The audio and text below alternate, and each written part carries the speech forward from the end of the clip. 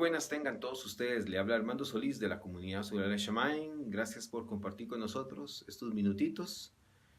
Como hemos hablado en temas anteriores y viendo el proceso de la divinización de Yeshua, ¿verdad? Es un tema muy controversial hoy en día, aún así.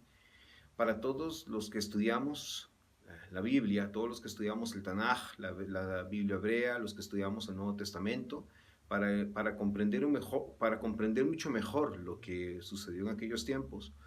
Y nos es forzoso siempre verlo todos los puntos de vista, no solamente el punto de vista de creencia que se tiene, que se ha llevado a través de la historia, sino también el proceso de análisis, ¿verdad?, de los textos a través de la criticidad de los historiadores, a través de los elementos que dejan, por ejemplo, los historiadores en la antigüedad, elementos que pueden ser concordados y que te dan una referencia de lo que se creía, de lo que se hacía, no solamente en lo religioso, sino me refiero a toda la parte histórica de la humanidad en aquel tiempo, y uno puede concretar, puede ver qué cosas pueden ser relacionadas, qué cosas pudieron haber sido cambiadas, qué cosas pudieron haber sido narradas de una forma para que se creyera de una forma, y tal vez no con la intensidad que se creyera de esa forma, sino que esa era la forma intuitiva en que una comunidad o un pensador o un escritor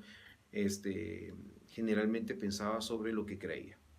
Y así es como nosotros hemos empezado estos capítulos sobre la divinización, el proceso de divinización, que al principio en Pablo no era como hoy se cree, ¿verdad? Que lo hemos venido hablando, sino que era un proceso más que todo de cómo el Mashiach, ¿verdad?, en Israel era tenido como aquel que se podía sentar a la diestra de Adonai, ¿verdad? Entonces, de eso está por el Tehilim o el Salmo 110, ¿verdad?, que es el que se recitaba según el Talmud y según algunas fuentes históricas rabínicas antiguas. Era el salmo que se recitaba cuando se levantaba un rey sobre Israel, ¿verdad?, que era, el Señor le dijo: mi Señor, siéntate a tu diestra mientras yo pongo a tus enemigos por estrado de tus pies.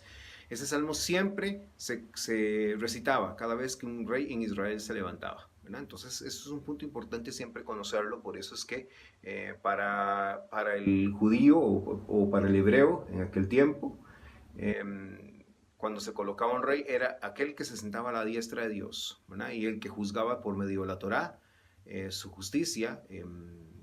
Por medio de la justicia de la Torá juzgaba a su pueblo Israel, y por lo tanto iba a traer bienestar al pueblo, lo iba a juzgar equitativamente por esa Torá. Y eso es importantísimo conocerlo, porque eso es lo que emana mucha de la sabiduría, emana mucho de los escritos, emana mucho de las cosas que están redactadas y escritas, ¿verdad?, en cada uno de los libros de la Tanaj o la Biblia hebrea. Entonces es importante siempre tener ese criterio, ¿verdad? Y también hay que tener en criterio en que todo lo que es escrito no siempre fue canonizado. Eso, o canonizado quiere decir que fue controlado, que fue puesto bajo un criterio bajo reglas humanas, que era y que puede haber sido inspirado por Dios y que no, ¿verdad? Entonces, aún tanto en lo hebreo como en el Nuevo Testamento, por el cristianismo primitivo, cada una de esas cosas tuvo su rigurosidad de ser establecido de esa forma, ¿verdad? Entonces,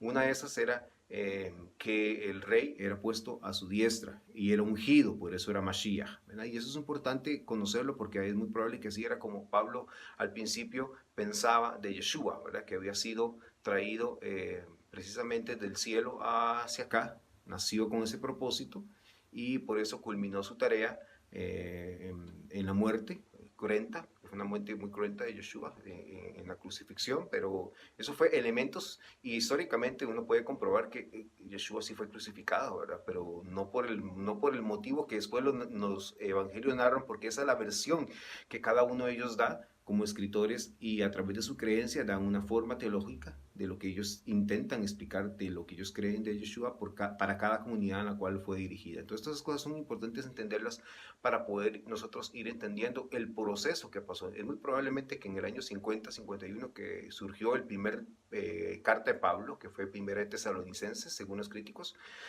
Es importante entender todo ese proceso, ¿verdad? Que se creía que pronto iba a regresar Yeshua, que pronto iban a subir hacia los cielos a recibirlos, ¿se acuerdan?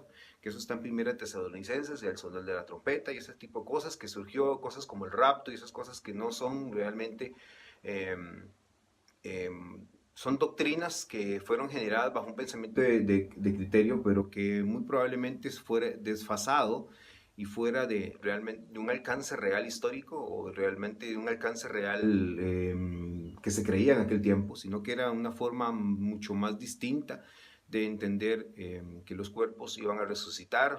Eso es hebreo, ¿verdad? Ese es el pensamiento hebreo, y que iban a resucitar de una forma en la cual iban a alcanzar, ¿verdad? A Yeshua, que ya había sido el primero que había resucitado y que tenía un cuerpo espiritual, ¿verdad? Y ese tipo de cosas que son importantes siempre entenderlas desde su perspectiva original para poder darle un acercamiento lo más próximo. Y ese es el punto en el cual quiero ir cerrando ya en esto para seguir hablando y seguir analizando esto. El proceso de divinización de Yeshua, ¿verdad? Es primero, como lo hemos hablado la vez anterior, es un proceso de creencia. Eso es lo que creía la persona, tanto que los escritores que hoy nos quedan, que son los evangelios, lo que se canonizó, ¿verdad? Más las escrituras de las 7 cartas auténticas de Pablo, más las 7 cartas de los discípulos de Pablo. Entre ellas está incluido Hebreos, que es un libro que no se puede conocer con exactitud qué autor es. Bueno, realmente ningún libro del Nuevo Testamento puede dársele una autoría, ¿verdad? Se le daba la autoría antigua, que son los nombres que contienen hoy en día, por la referencia tradicional que había sobre ellos, ¿verdad? Pero no es que ellos o los escritores lo escribieron, o sea, ellos mismos, con su nombre, Juan, Mateo, Marcos, Lucas. O sea, el único que puede ser más referenciado, Lucas, ¿verdad? Que es Lucas, que fue el que escribió tanto el Evangelio de Lucas como el libro de Hechos de los Apóstoles, que en realidad era un solo libro, porque fue partido en dos por el canon. Y que eso es importante siempre conocerlo y entenderlo para poder concretar bien esa parte de las creencias. Entonces, en los estudios que uno puede realizar sobre esto, puede ir concluyendo todo lo que se creía en aquel tiempo y poder ver cuál fue la evolución que fue tomando a través del tiempo para llegar a creer en las cosas que se fueron a creer. Pero lo importante es entenderlo eso, que no todo fue que desde el principio se creyó como hoy se cree, no. Eso no fue así. Y eso se puede ver muy claramente en todos los estudios de más de 40 años que ya se tiene. Bueno, en realidad son más de 200 años que se tienen ya en estudios, pero los últimos 40 años han sido todavía mucho más, la crítica ha sido mucho más profunda y ha sido tanto de las personas que creen como los que no creen. Y eso es un punto en el cual siempre nosotros podemos evaluar y ver y entender esas cosas para poder acercarnos a algo que realmente podemos tangir, ¿verdad? Y poder comprender qué es lo que creemos. Así es que seguimos adelante estudiando.